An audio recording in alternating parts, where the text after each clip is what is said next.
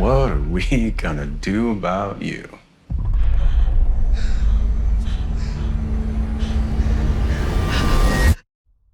This movie has so many elements of surprise.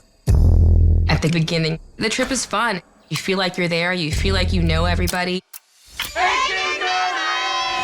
But then all of a sudden, reality gut punches you. It's like, wow, what the F did I just watch?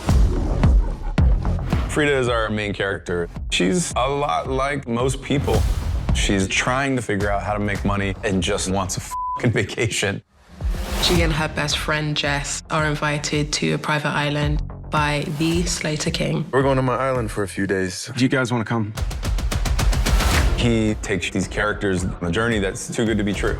Did we just jet off to a billionaire's island with a bunch of strangers? No, he's not a stranger. He's Slater King. Slater is a very calculated person, so I got to create something absolutely bonkers. Are you having a good time? Yes. Good.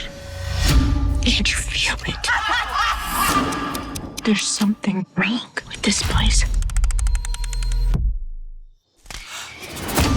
I'm a huge fan of the psychological thriller horror genre.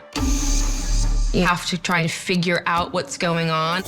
They get all confused. What day is it? Where am I? Where's Jess? Who's Jess? My friend that was in the room next to mine.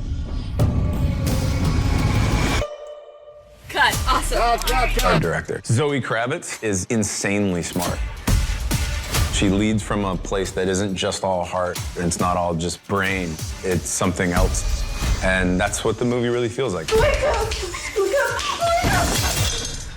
It becomes like this party that you stayed at for way too long.